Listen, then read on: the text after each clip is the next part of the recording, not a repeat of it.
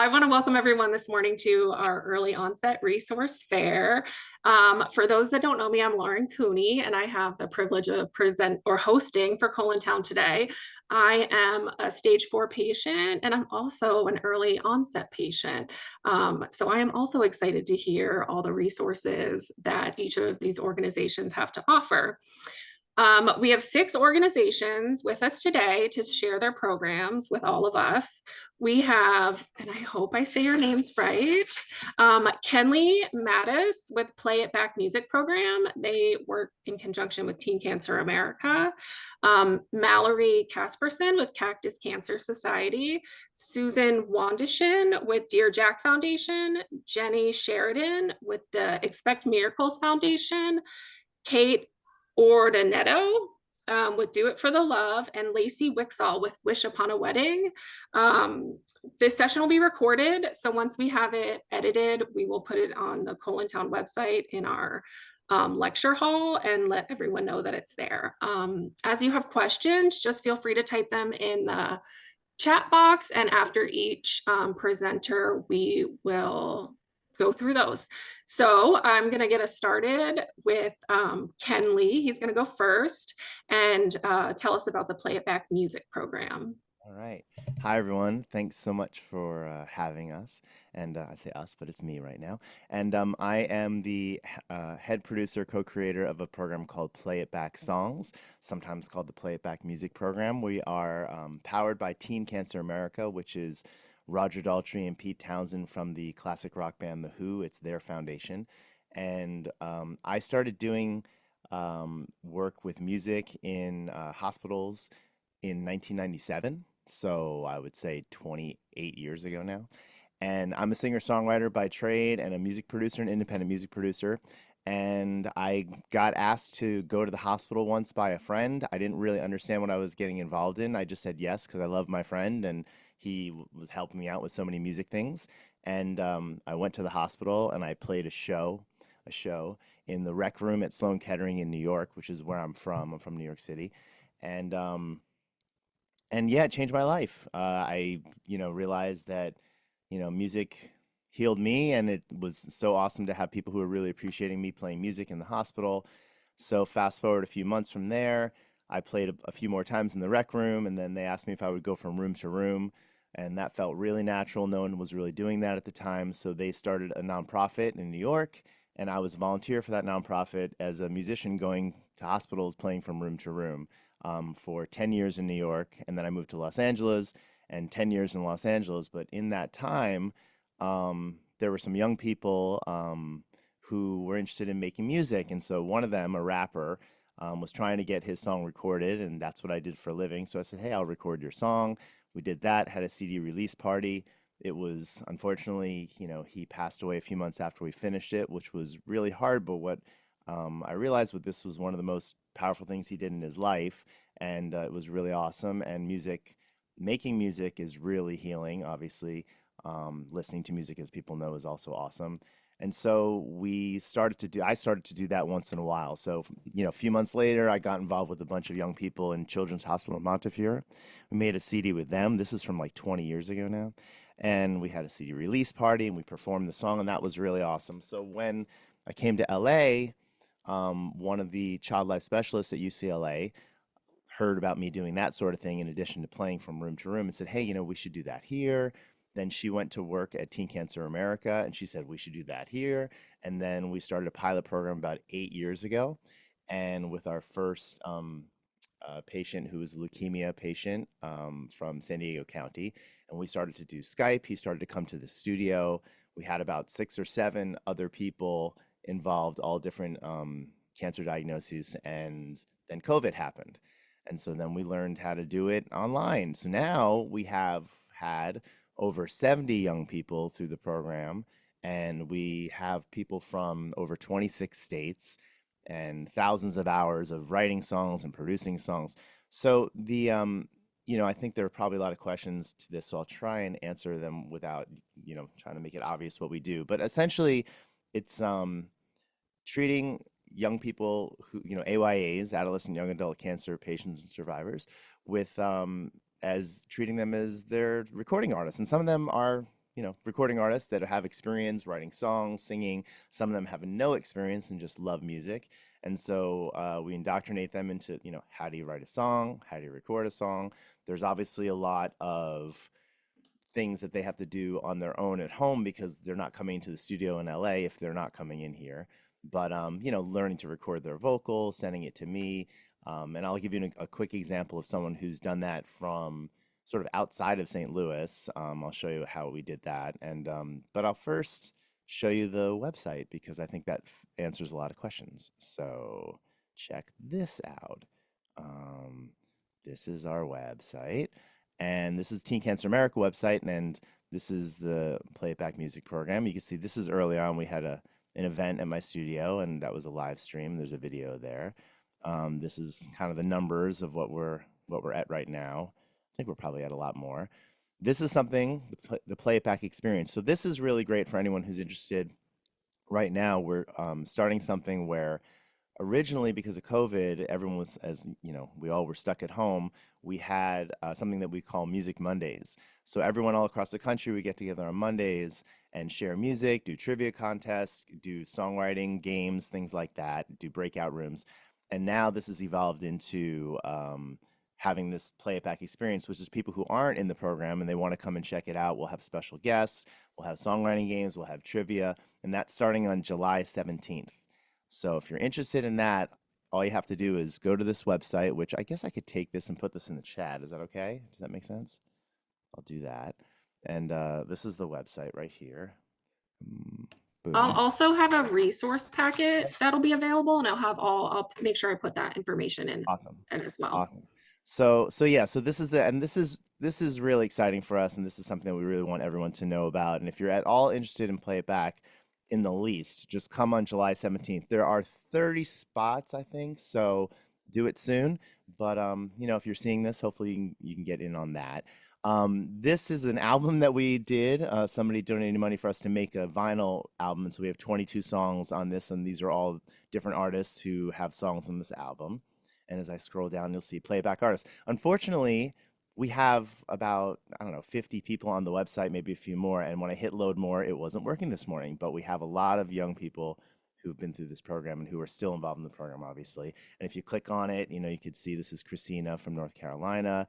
And I could even play you a little bit of her song. Let's see, it has a bio here. It has a photo of her. And this is, It feels like, I'll play a little bit. I don't know. I guess it feels like, I guess it feels like, it feels like morning rise, grandma's biscuits and mama's kisses. It feels like dandelions, blowing wishes and yummy dishes. Thinking about all the times we had, thinking back when times were best.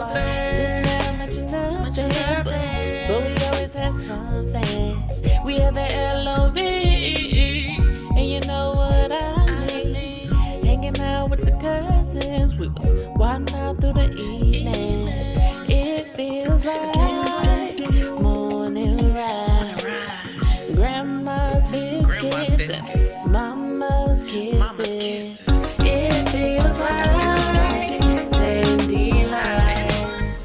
So we did this a few years ago, I think by now, and so Christina also has done some live performances with us because she was in LA. So we have some fundraisers that we've done, and we have some of the young people come and perform, which is really great. We've had, and then this goes down to the Play It Back homies. This is kind of a funny part of our program because we have so many, especially during COVID, we have so many people in the music industry who've been involved in the program.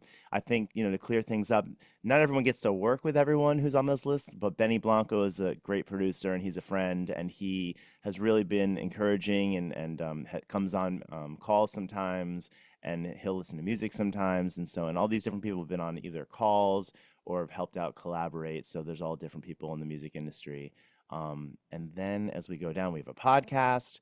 And then this talks about if you'd like to join, you could sign up here, and volunteer as a producer.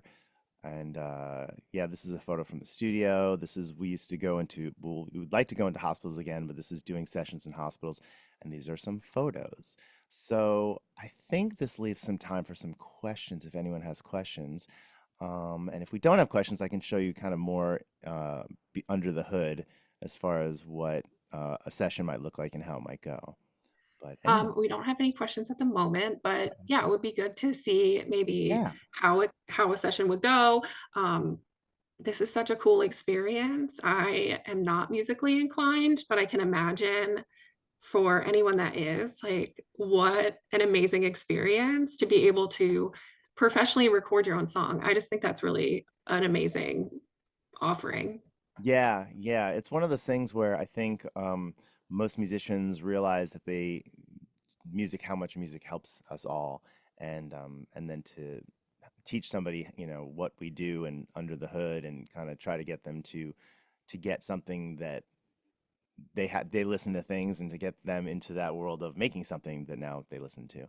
So yeah, so I'll show you quickly kind of how this one way it works. It's always a little bit different, right? Because some people, maybe they write poems and they want to make it into a song, or maybe they sing melodies and they want to make it into a song, or maybe they just learn to play guitar and they want to make a song. So there's different skill sets and different ways that people sort of go about making a record, basically, right? It's not just a song. Like, we start with the song, and then we make a recording, and we sort of build it into something that you'd want to listen to over and over again, right? And we take our time doing it in many cases. It can take, 4, 5, 6 sessions just to polish off one song, and then sometimes other songs might come up, and so this sort of thing. So we have some artists that have been working and play it back for, 5, 6 years even, you know.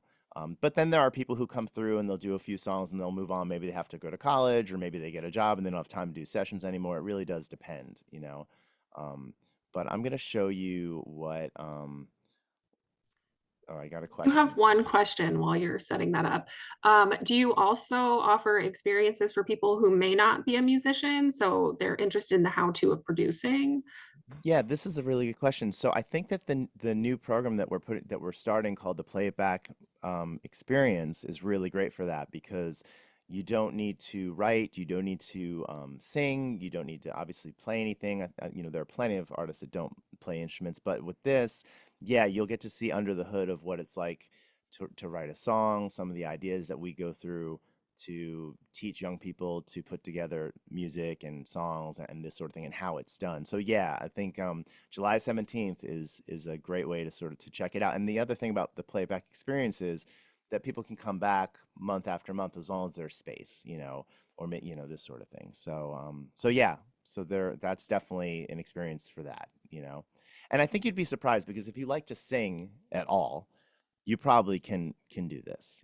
And even if you don't, I mean, there's ways of making music that I think probably people don't even realize. There are some artists that are into DJing and remixing music, and that's something that we also, help with and do. So really cool software things that we do that are really user friendly and easy to use. I'll show you something that's maybe not as user friendly, but that I do with people, and it's and you get an idea of sort of looking under the hood. So I'm going to show you um, something called Logic Pro, which is software that we use to make music. And there's all different things. We call them DAWs, or digital audio workstations. So this is what a version of Logic is. It's actually, I have an old setup, because I have lots of cool software that only works in this setup. So this is kind of a little bit of an older version of the software. But if you look at these blobs and all this, I can sort of zoom in and show you. So down here, the pink and the blue, this is a vocal that was sent in from someone in Missouri, which this particular one wasn't recorded on his phone, but we have released music that people have recorded into their phones on Spotify. That's how good the microphones and some of the phones are now. So, and then all these other sort of blobs or things that I've done, these look like, these are drums. And so I could play a little bit of this. I have a little bit of time left, and should give you an idea of like a different kind of song, and something that this hasn't been released yet. But these are all different. On the left, these are all different instruments, and they kind of go along this timeline from left to right. And as I hit play, you'll see this playhead kind of go over these things. It's funny to try and explain it like no one's ever seen this before. I gather some people have seen these sorts of things, but you'll kind of hear other instruments come in, and by the time we get over here, this is where most of the instruments come in. So I'll play about a minute of this, if that's okay. It's just so you get an idea. This song is called "The Red Tree." It's It's by Dominic Elias, who's from Republic, Missouri, via Indiana. And he's got a really cool voice, and he's 19 years old. He's a brain cancer survivor, and he loves music and hadn't really ever written songs before. And now he just pops up with lyrics, and we put stuff together. He might be singing me a line or two. I have my guitar. I'll kind of figure out what the chords are, and we'll go from there. But everyone's process is a little bit different. So, but this is The Red Tree.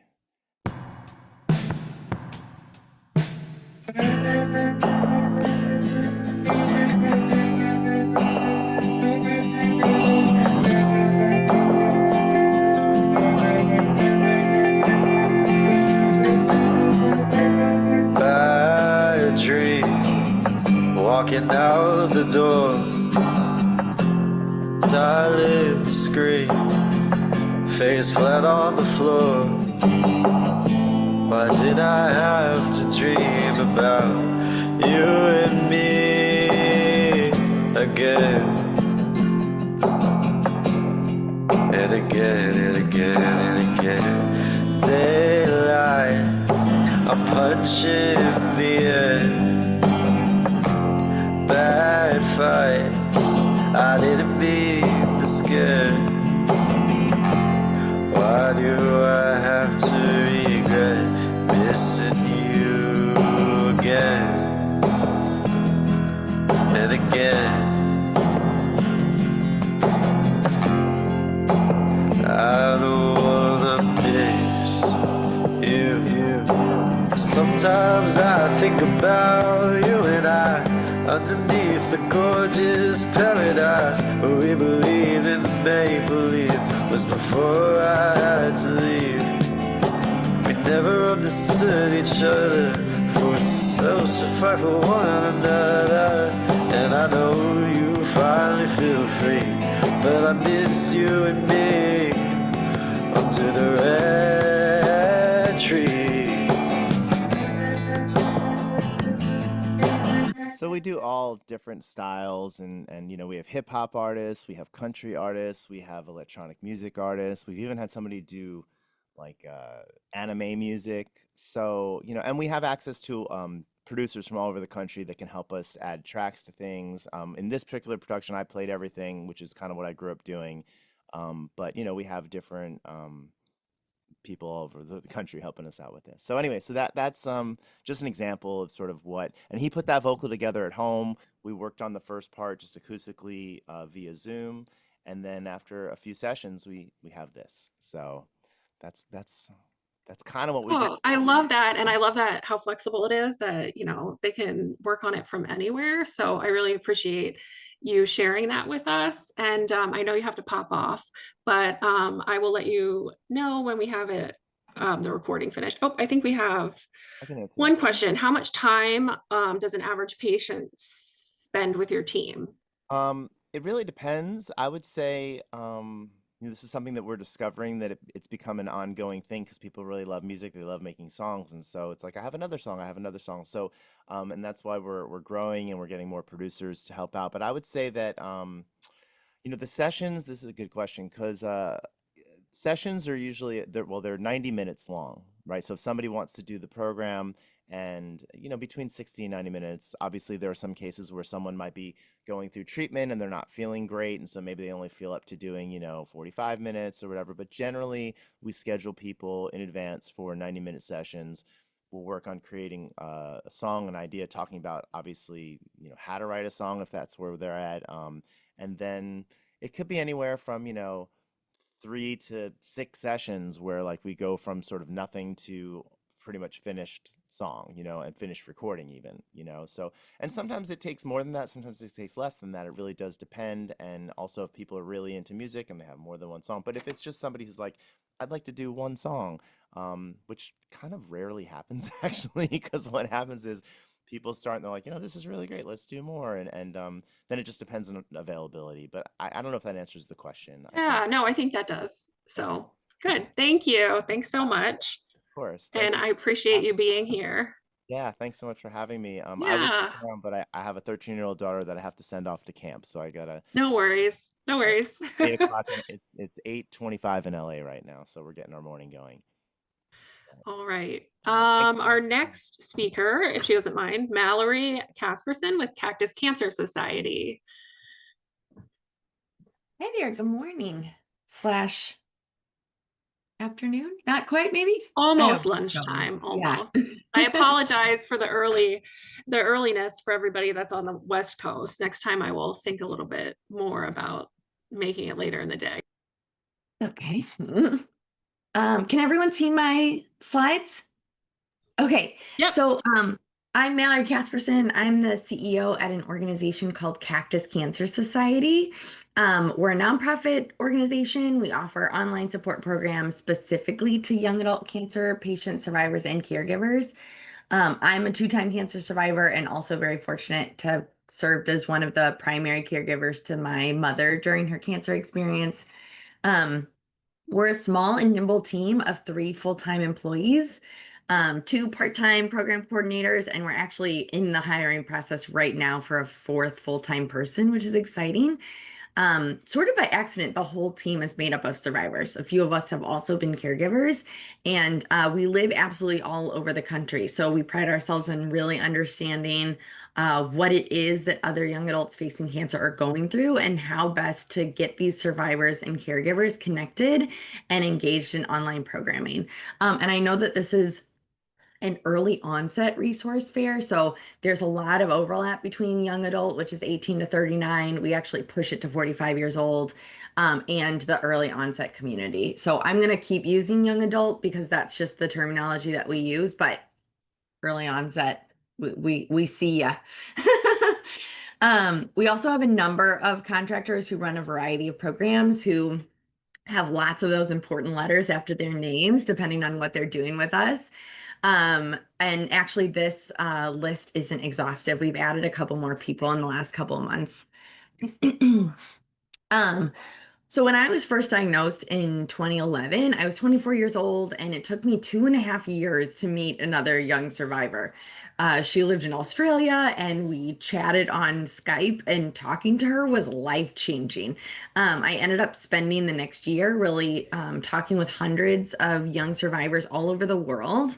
And through these conversations, I learned that really, regardless of diagnosis and where someone was treated, young adult cancer survivors really wanted connection to one another.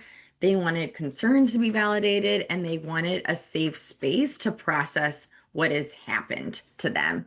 Um, they're often not getting connected to one another organically in the clinic setting. And so figuring out another way just became really important. I founded the organization and we gained our nonprofit status in 2015. So we actually just celebrated our 10 years, which is really exciting.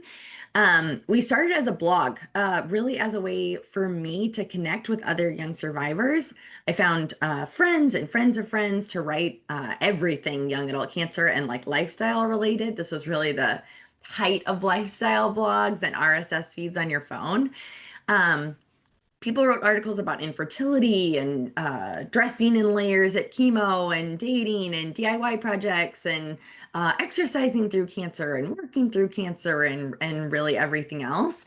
And so we started focusing on all these different lifestyle aspects of having cancer as a young adult, whether that person was a patient, a survivor, or a caregiver, or a previvor, really, for that matter. Sometimes healthcare providers and family and friends would use the site to figure out how best to support those young adults and those other support individuals who are along for the ride when we think of a young adult going through cancer. But after getting our nonprofit experience, um, uh, it's early morning for me. After becoming a nonprofit, that's what I'm going to say. We just really slowly started growing programs very organically, listening to the young adults who are in them and figuring out how best to deliver, how best to run them, and what programs were really moving the needle on those quality of life burdens that we see so frequently in the young adult cancer experience. So now we have over 20 programs running, all geared towards young adults facing cancer, any diagnosis, any stage along the experience. I will say, spoiler alert, every once in a while we do run diagnosis specific programs, and we are talking with a funder right now about running a colorectal cancer program. So if you're interested at all, sign up for our program list, which I'll talk about in a second. So all of our programs are online. It really makes them as accessible as possible, regardless of where you're located, whether you're living at home or you're inpatient in the hospital, whether you live nearby a hospital resource center or not. And all of our programs really work hard to provide that safe space where young adults facing cancer can connect and cope and thrive with one another through creativity and expression. Our programs have been online way before COVID. So we've really honed in on that online program delivery. They happen through video chat. And so they happen at like scheduled days and times. And they give survivors that chance to be face to face with other people who really understand what it is to go through cancer as a young adult without having to leave their homes. All the programs are free of charge. And because they're online, we really welcome a really diverse group of young adult cancer patients, survivors, and caregivers. So really any way that you can talk about diversity, we have it in our programs. Our program participants come from geographically diverse environments. Sometimes they're rural and they live too far from a major cancer center to receive similar survivorship support. We see a large spectrum of people in the LGBTQ community, a lot of different racial and ethnic identities in our program. So lots of different experiences, which means that coming to programs, you can find someone who looks like you and sounds like you and has overlaps in what they went through. We run journaling workshops and art workshops. Sort of an example of the flow is that people sign up for a specific activity and we mail them a physical supply box. And then they attend at the day and time to participate. We have so many programs running those. So there's really something for everybody. Goal setting workshops. We have a book club, although it is a different take on a book club. We have a program with Dr. Ann Katz, who anonymously, or who answers anonymous questions on sex and relationships. We have Lego workshops and creative writing and a guys discussion group that happens once a month that is very a closed environment for guys. It's run by a social worker who is a guy, and it's a great group of people who tend to come every month. We have 4 to 6 week programs. One of them is called story mapping, where people learn to combine storytelling with this like great graphic representation to journey map their cancer experience. We have other programs, a creative coping series and a survivorship series, where this group of participants go through the same series of creative workshops together. And that's just really a sampling. We have things running absolutely all the time. We do tend to take a program break in July, so things are a little quiet as we get into the beginning of summer, but then they ramp very quickly back up again. Signing up for programs is really easy. You just head on to our website, cactuscancer.org. When I'm done talking, I'll drop a link in the chat. You choose the program that you're interested. This is just story mapping as an example. If there's a session of that program that's upcoming, then you can pick it. You sign up by just following the button that says sign up here. And if you're wanting to just hear more about the program and know when it's next announced, you can click on the sign up for email notifications button that you can find on a number of program pages. And that takes you to our email list sign up. So you give us a little bit of info about yourself and then actually choose which types of programs you're interested in having notifications about. Our programs fill up sort of quickly. So sometimes they fill within an hour of being announced. So being on the email list to be notified when any of their registrations launch is really the best way to hear about things in time to sign up. I will say, if you're having trouble getting into programs because they fill before you get a chance, just send us an email. We'll often help you sort of sneak into the next thing that we're offering. I think there are really several things that make our programs at Cactus Cancer Society unique. One of them is that we run programs online and really continually throughout the year. So there's always something fun to sign up for, and there's always a variety of programs that you could try. Another thing is that we continually evaluate our programs using validated measures and more informal ones in anonymous pre and post program surveys. So if you're only on the program participant side of things and not interested in this type of information, that's great. Um, and if you're anyone else who wants to see some of the impact measures really quantitatively offered, this is how we do it. So we've published a number of abstracts at conferences over the last few years that really demonstrate the effectiveness of running psychosocial interventions online this way. And really concretely showing that our online programs lower participants' feelings of anxiety and depression and psychological distress and some of those other quality of life burdens that are really inherent in this young adult cancer experience. So it means that hopefully someone comes to a program and not only do they get to participate in this, really fun creative activity, but they feel better. They leave with a community that they can feel supported by and validated by. And they have these creative coping strategies that are very tangible that they can take with them, whether it's in the evenings when they're relaxing after work or in the waiting room of a doctor's visit or really anywhere in between. I'm an engineer by training, and so I love data. It's been very important to us to have continual data on our programs, really all along to make sure that we're filling the needs that we think we are and we're doing it in the best way possible.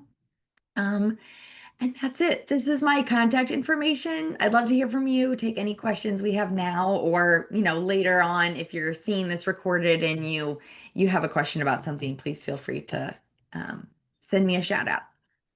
Yeah, so we do have a couple questions.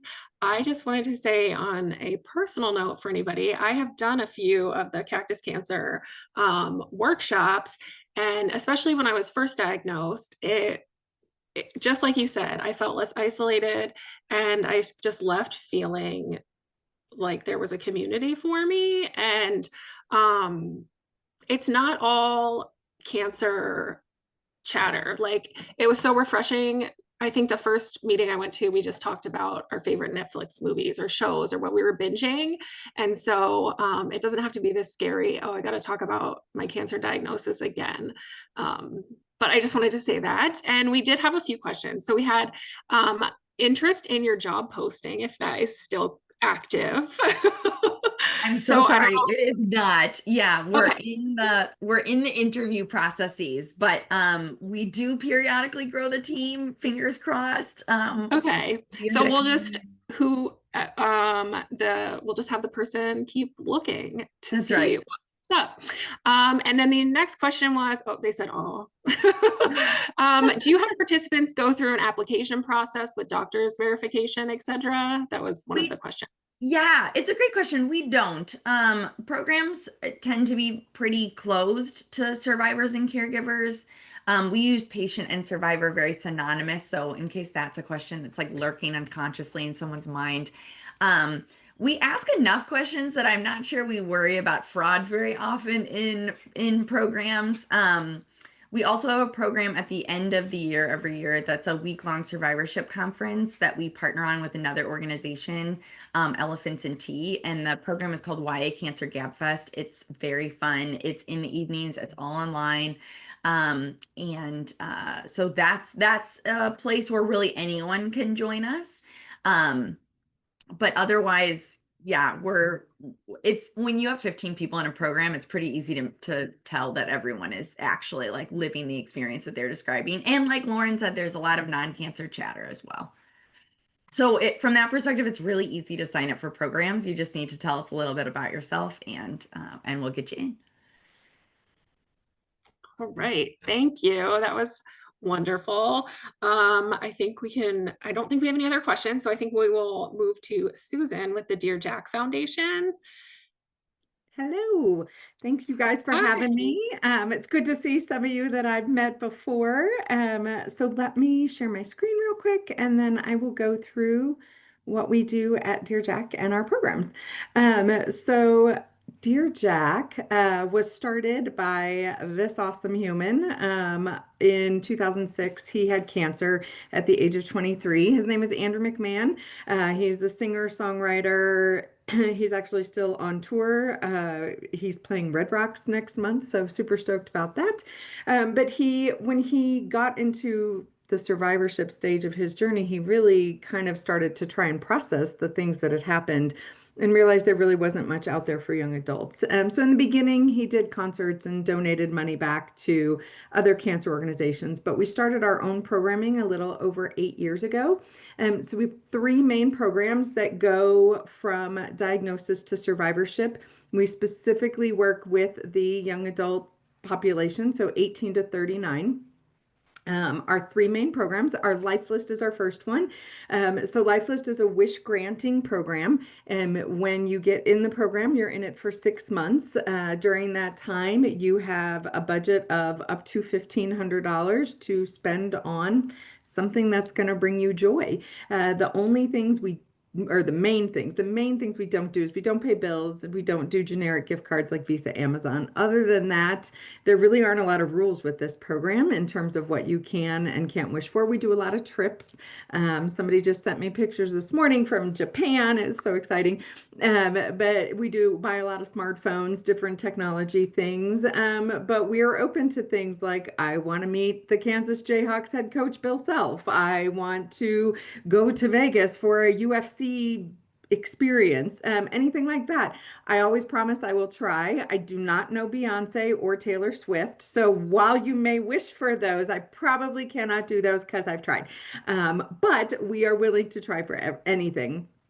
So that program actually takes applications quarterly. It has a 2-phase application process. In full disclosure, that program really gets 2 to 3 times as many applicants as it can serve every quarter. So what happens is we open applications for 1 week, which actually is happening right now. Anybody can apply. It's a shortened version of the application. It's just some demographic information and then a little bit about your cancer story and your current treatment plan. We will close that next Thursday, and then we will do a randomized selection from there and invite those people that are selected to move forward in the process. Then you have a few days to fill out a long form application, and then we do an interview, which is very casual. It's hanging out with me and like chitty chatting for a while about your wish. And then you're in the program for 6 months. We work, even if your wish is like, I want a phone, and we finish your wish in the first couple of weeks, you're still in the program for 6 months. And we work to support you in other ways. We have a social worker on staff and she stays in contact. She is a young adult survivor herself. So we just kind of like to kind of wrap our arms around our participants for that 6-month time frame. We also have a community initiative. This has 2 parts. So the first part is that we do 2 virtual get-togethers a month. There are other organizations like Cactus Cancer, like Elephants and Tea, that really are standing up the psychosocial support for AYAs. So our calls tend to skew a little more psychoeducational.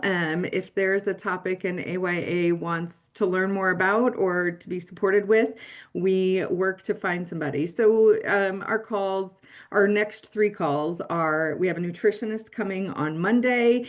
She is a YA survivor. She is going to talk about how to shop at a farmer's market and then talk about summer smoothie recipes. And then after that, we have a psychologist coming to speak about how to manage social media. The comparison issue is such a big deal for every young adult, but even more difficult for those in treatment. So she'll be talking about that. And then after that, we have a professor from Colorado State University coming to talk about photo storytelling. And how you can use that as a form of expression. So that's the first part. We have 2 calls a month. The other part is that we have a section of our website. We call it our community forum. Not the best name, not super exciting, but it is what it is. It's free to any AYA. You just have to register. Once you're in, you can see all of our upcoming calls and link to register right from there. There are links to our Facebook and our Discord groups that you can join. But the real meat of it, we don't record our calls because of course we want them to be safe space, but we take the slide decks and the notes from every call and we're building them into a database. So that's what this little screenshot is of. So you can go out there and it's categorized, all that information is out there and will always be there. The beautiful thing about our community programming is there's no max on the programming, so anybody can apply, and there are no application cycles. So at any point in time, you can join in. You can come to calls that interest you, and if they don't interest you, don't come. You can come to all of them just to be in that safe space.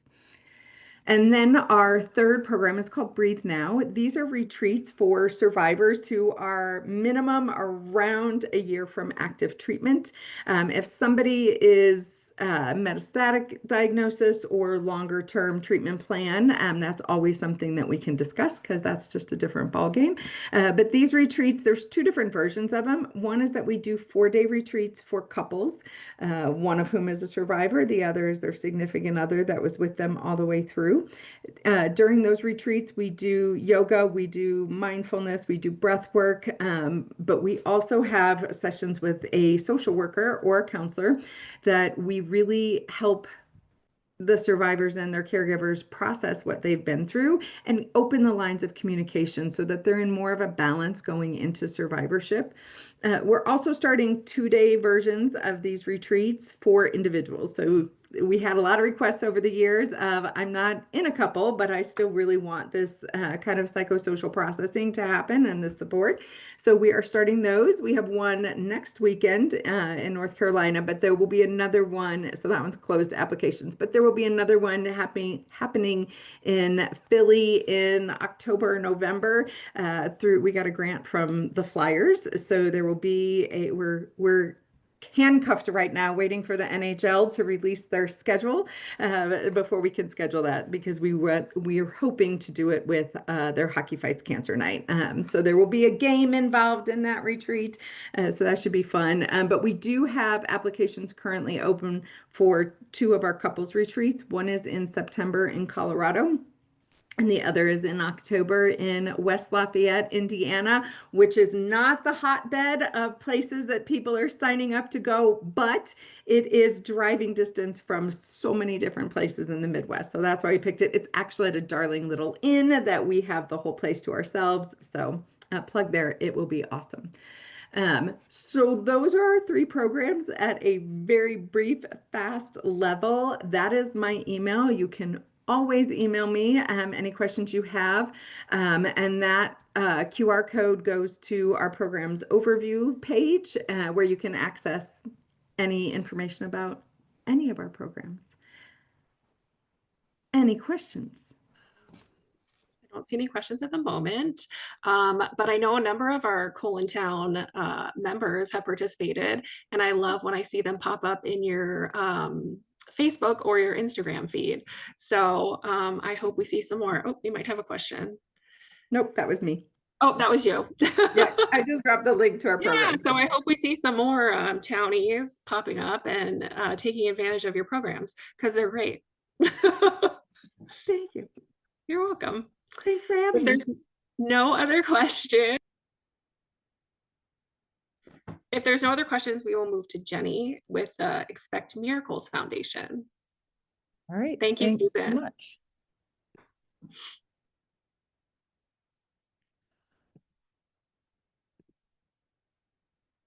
All right. As Lauren mentioned, I am Jenny Sheridan. I am the Director of Programs at Expect Miracles Foundation, and I'm going to talk to you today a little bit about our SAM Fund grant program. There we go. A little bit about Expect Miracles Foundation. The mission of Expect Miracles is to invest in life-saving cancer research while advancing the financial and emotional health of people impacted by cancer. The organization was founded in 1995, and it began as a golf tournament our founder had after serving as a caregiver for his mom as she went through cancer, to raise funds for Dana-Farber in Boston.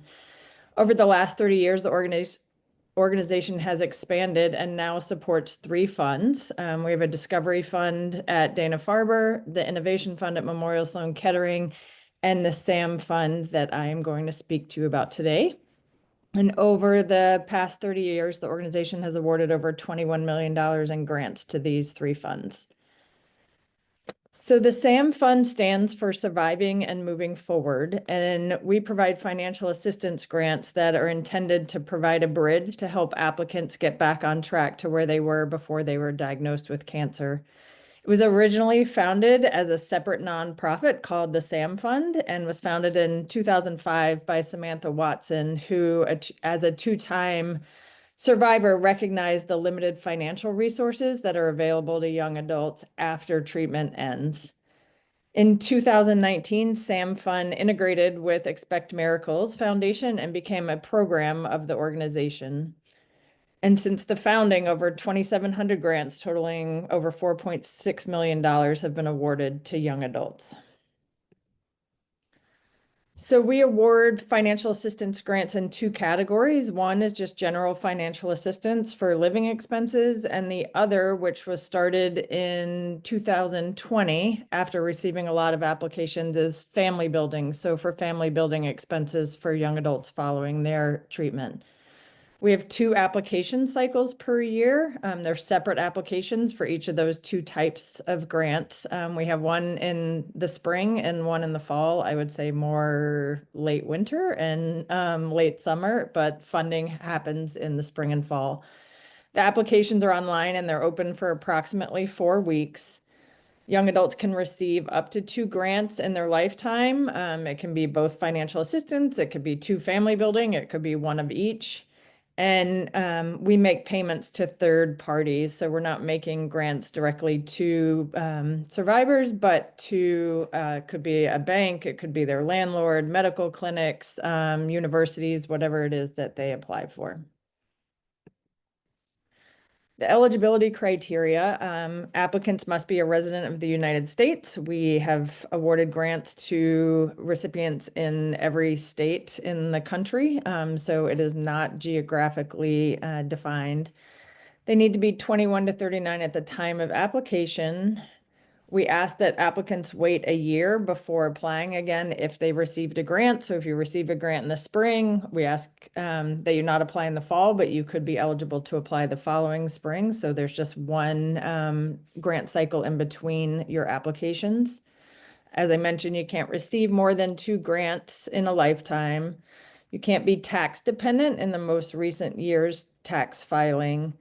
And then, similar to what Susan was talking about, you have to meet one of the following medical criteria. So completed active treatment, 1 year following planned treatment with stable disease or partial response.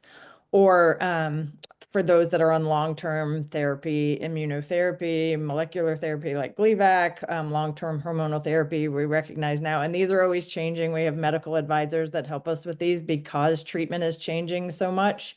If you have any questions about your eligibility, you can reach out to us. But again, like I said, we're always modifying these to meet current treatment standards. So the 2 types of grants, the first one's financial assistance grant, generally opens in late January and late July. Our next cycle is getting ready to open on July 29th and will close August 20th. You can ask for payments for car, rent or mortgage, graduate tuition, continuing ed or vocational training. We provide grants for cosmetic, dental, or reconstructive procedures related to cancer, and then egg, embryo, or sperm storage. And the maximums vary for each of these. For car payments and rent and mortgage supplementation, we can currently make up to 3 months of payments. We're hoping to grow that. We're also working on growing our maximum amounts and our average amounts. For financial assistance, currently the average grant amount is around $2,200, although the ranges vary up to the maximum of $4,000. And then for family building grants, those dates are usually mid-March and mid-September. The maximum request for all categories is $5,000 for family building expenses, given the very, very high expense of family building procedures. So this can cover fertility preservation, any services for IVF or IUI, gestational care or surrogacy fees, testing for fertility, and adoption. So how to apply for a grant. During an open grant cycle, we have an online application. The first section is an eligibility determination. So really just based on the criteria that I walked through, if you're eligible, there's a grant request form. So you complete the category, how much you're requesting, and who the payee would be. For our financial assistance grants, we ask for a primary request and a backup request in really exceptional categories where there's demonstrated need and a strong connection to their cancer treatment. We may provide funding for both categories, but generally speaking, it's the primary request. You give some information about your finances, your family's finances, and then some short answer questions about how your financial situation was impacted by your cancer experience. We do ask that you have a medical history verification form completed by a healthcare practitioner, just confirming your diagnosis and your treatment dates, and that your current treatment status fits with the eligibility criteria. And then tax information. So you would upload the first 2 pages of your tax returns from the prior 2 years. If you haven't filed taxes, which is the case for many people who haven't been able to work and don't meet income standards, you can complete an affidavit that we have online. You sign and explain why you didn't file taxes. We have a lot of students that are coming off their parents' taxes. So, there's a lot of different situations. So there is an affidavit available if you haven't filed taxes. And then for more information about the program, you can visit our Get Help page. There's more detailed information about eligibility, the 2 programs, and you can sign up to receive emails about SAM Fund grants or news. When the grant application's opening, we would send an email, other information about the grants. We do have a resource guide that my coworker built. It is an extensive list of other financial assistance resources, and it's designated by geographic region, age, diagnosis, and also includes other medical and non-medical assistance that may be available to patients and survivors of all ages. We get a lot of inquiries for people that don't fit our age range, so we try and provide other opportunities for them to find support if we may not be able to offer it. And then we have a quick fact sheet that can be downloaded, printed, handed out, that just gives an overview of our grant program. For some of my co-presenters, that could be available to share with some of your community, or for others that may be eligible to apply. It's just a quick overview of the program. And there's my contact information if you want to reach out to me directly. And I will take any questions if there are any. I'm going to see if any questions pop up. Oh, is there a link to the mailing list for SAM Fund? Do you have... Yep, I'll drop that in the chat. Okay, perfect.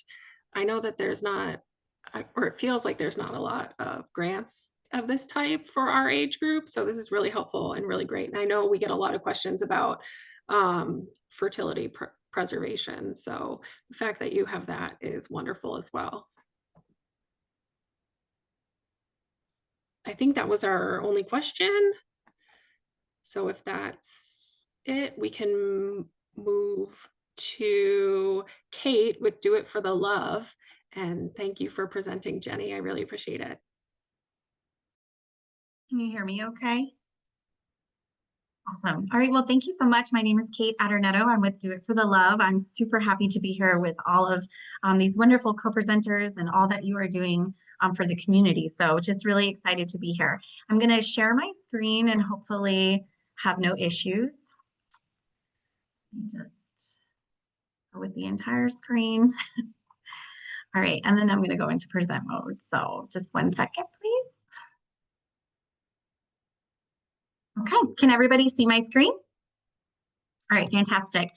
So I'm the executive director of Do It for the Love. We were founded in 2013 by Michael and Sarah Franti. Michael Franti is a musician and Sarah Franti is was a registered nurse. And so the 2 of them had the opportunity to grant a live music experience to a fan of Michael Franti's. And after the experience, they went back and kind of just talk to one another about founding Do It for the Love as an opportunity to provide more live music wishes, to provide that hope, that healing through live music. So I'm just super excited to be working in this, in this nonprofit and doing the work alongside each of you again, and providing musical experiences to those in need. So our mission is to, again, inspire hope and healing through the power of music. We support clinical and community-based music therapy, evidence-based research, and we provide live music experiences. So the number one thing that we do is we let you kind of tell us your wish for your experience.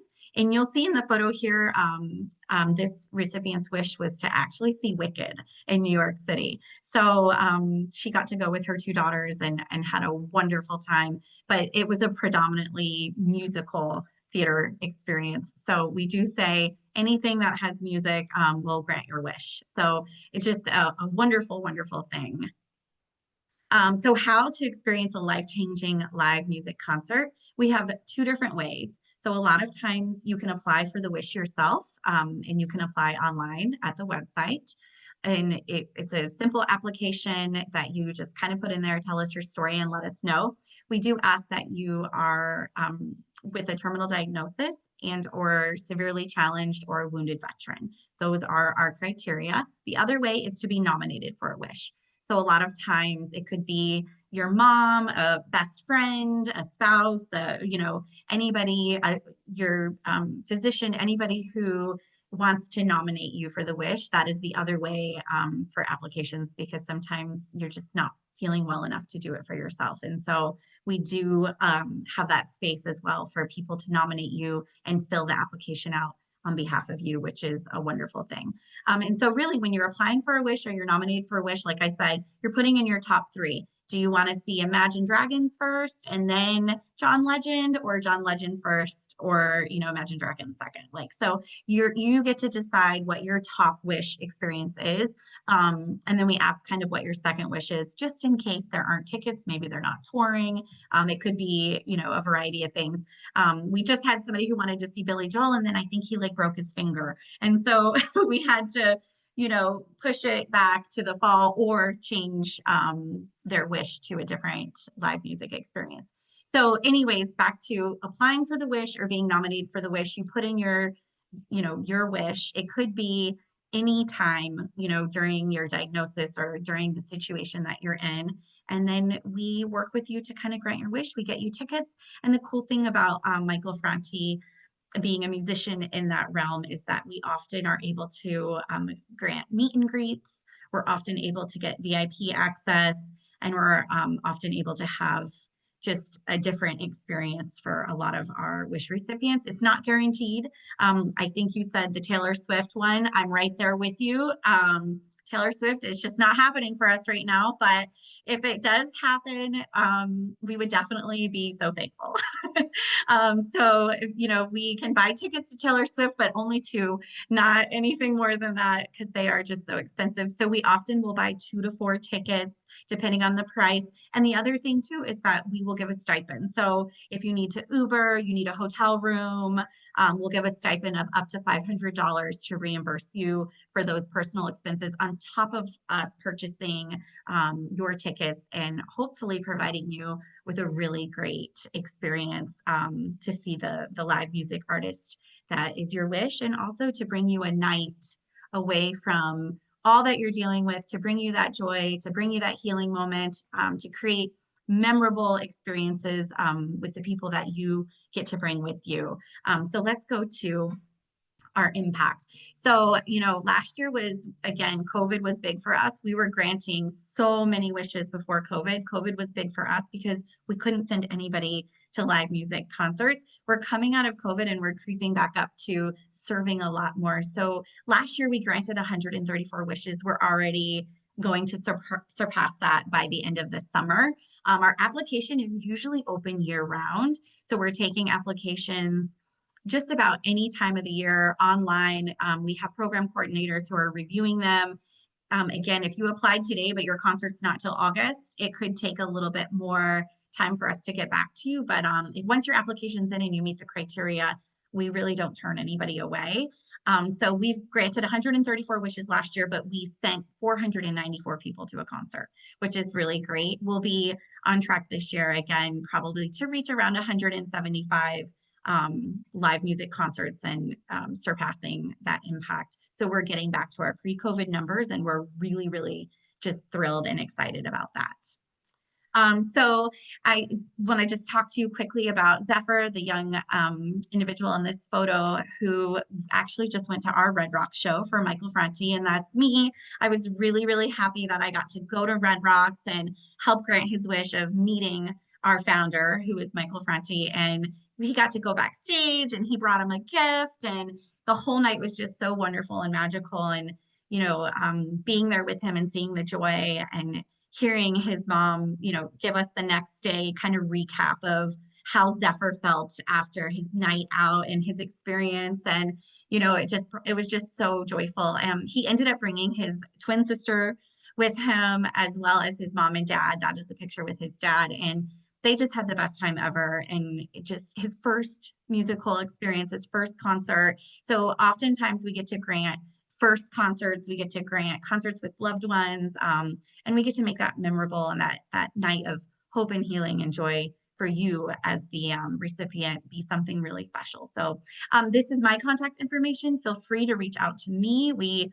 Everything is on our website, so just go to doitforthelove.org and you can learn more about our frequently asked questions. You can apply and or nominate there. You can spread the word about what we're doing and let people know about what we're doing as well. You can watch our wish stories and do all the things there. We are fully remote. I'm actually coming to you from Iceland today. But we are fully remote and we operate out of Oakland, California. So we have our big annual gala in San Francisco, and we do a lot of things in the San Fran community and support a lot of music therapy programs there. And so just if you have any questions, please reach out, and I hope that you apply and get to have your live music wish.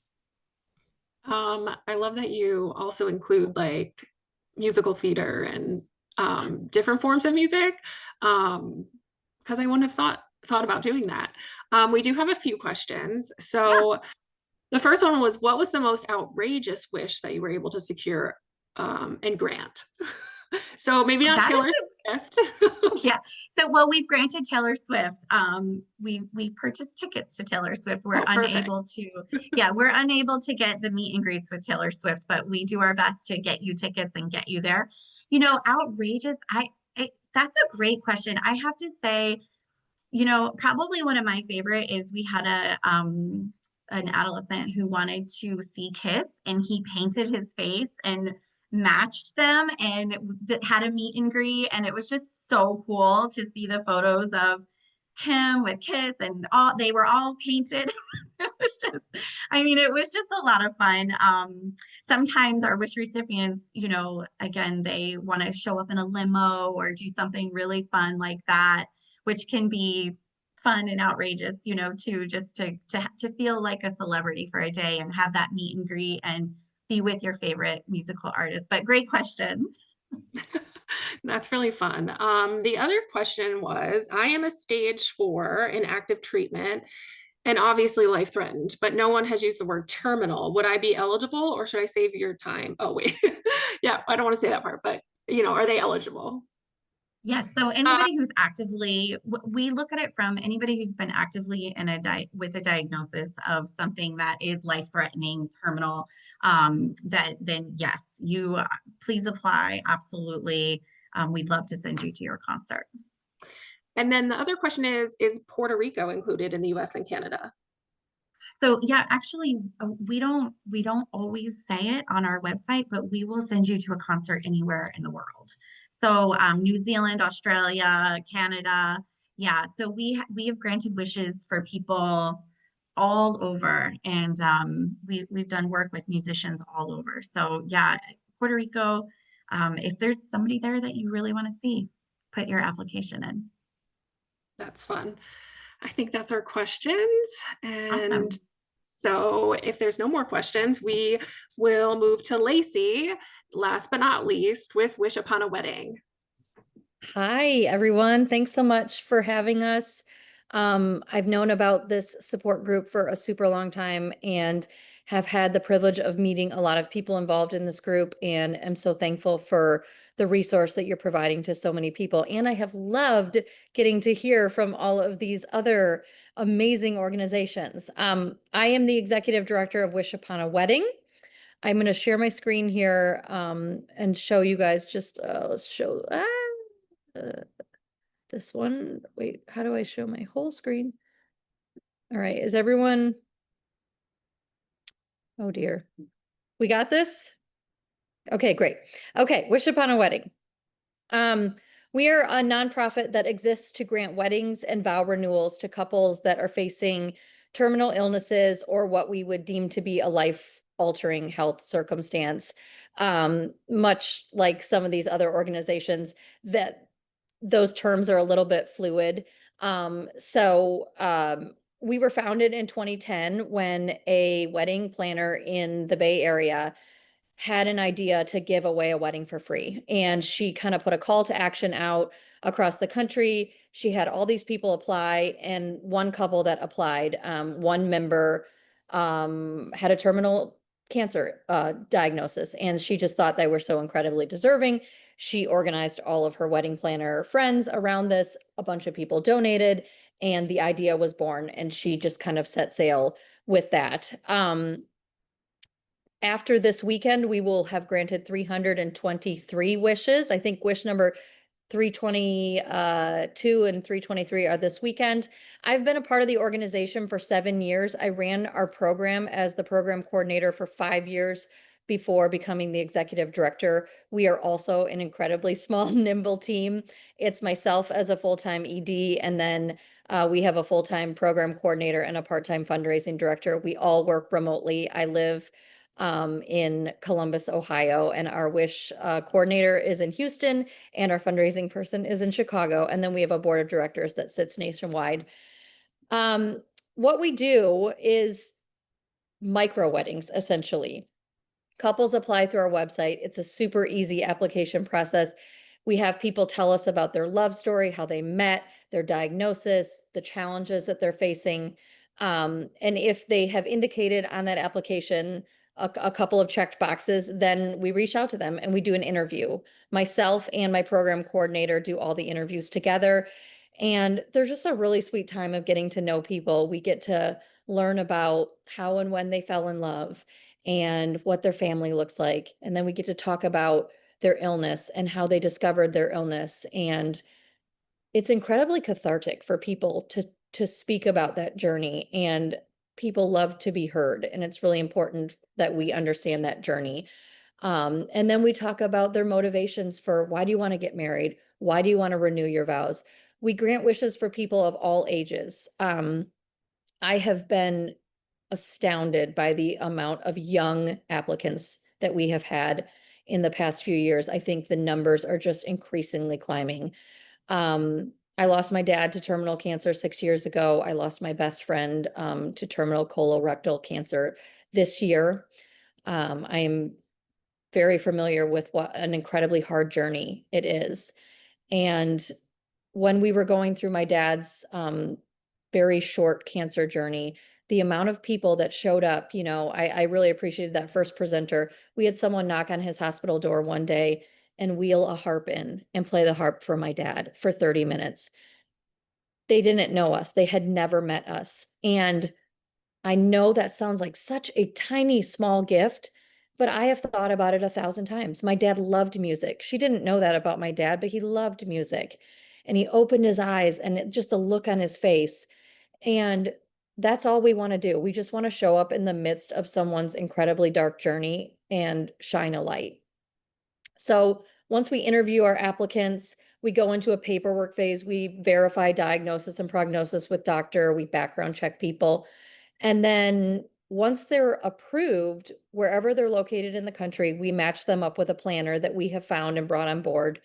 And then that planner gets to know them and figures out who they are and what they like and what they don't like, and if they have a Pinterest board and what their style is and what their preferences are.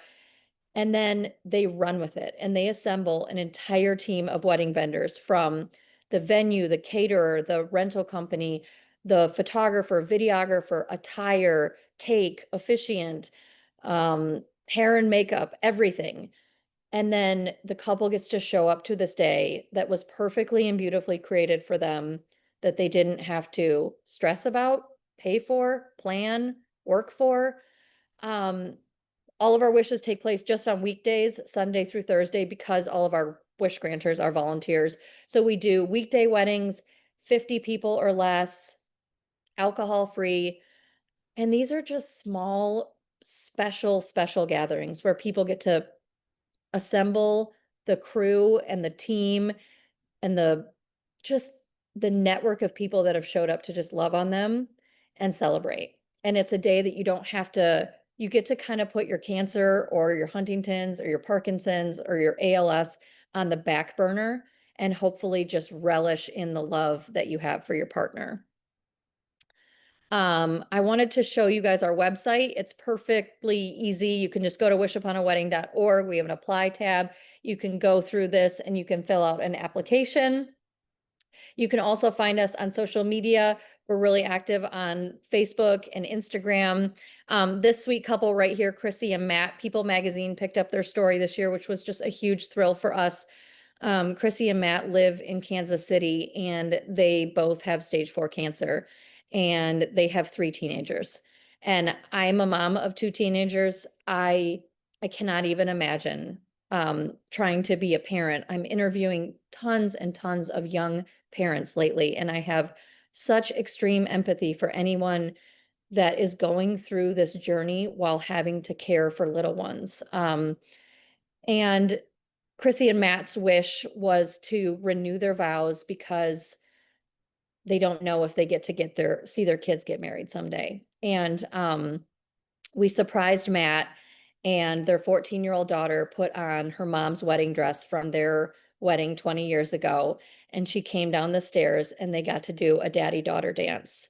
And there wasn't a dry eye in the room. And it was just the most beautiful, special day. So that's what we're here for. We just want to bring some love and some light to people. Our application process is always open. We're reviewing applications and interviewing people on a daily basis. It's our goal to grant 55 wishes this year. So yeah, we also do a huge fundraising gala in Chicago every year that is a blast. I'm excited to connect with some of these other organizations and figure out some ways that we can have some synergy as well. So especially Mallory, my goodness, I'm running one program. I don't know how you're running so many programs. But yeah, that's who we are and that's why we're here. I didn't expect to be like wanting to cry in this meeting, but your words are so touching and the weddings that you guys do are so beautiful. I was wondering, I had a question. Do you go to any of the weddings? Oh, Like, I do. Yeah. I go to lots of them, and do then you? our wish coordinator goes to some. If we have board members in the areas, yeah, I love to send a representative to wishes. And that's what really brings it home, honestly. I've been so touched and moved by, I mean, I've met hundreds of our applicants and I love their stories. Oh, thank you. I know we've had some of our members also participate in your wish, and the weddings are always so beautiful, like They hit it out of the park. I mean, so beautiful. And it blows it's, me away. yeah, yeah. So and I know it's always such a good experience. So, yeah, I'm glad that you could share with us, and I hope to see some more weddings from our group soon. Yeah, absolutely. Teresa, we granted a wish a few years ago, a couple in LA named Teresa and Emil. And Teresa and I became friends and I got to know her on her journey. And she just spoke so highly of this group in particular and what a resource and an encouragement it was to her. Oh, thank you. I don't think we have any other questions unless somebody has a question for Lacey. I think Megan wanted to close us out. Yeah, so for those who I haven't crossed paths with in the past, my name is Megan Lockhart and I'm the current mayor of the Colintown community. So me and the cabinet of 5 oversee all of the groups, the neighborhoods, and the membership. And I can honestly tell you that this is going to be an extremely valuable resource for our members to be able to come back and reference. And I know most of you who are still here have already had some Town patients through your doors. And I'm excited to get more awareness and have all of your resources connected in a single space to really be able to connect our patients and maybe some of our early onset caregivers to you, Mallory, to this resource so they can access and get more support that we don't necessarily specialize in, but is so incredibly valuable to help them on this journey. So thank you guys all for taking the time to join us this morning. And I hope you have a wonderful weekend.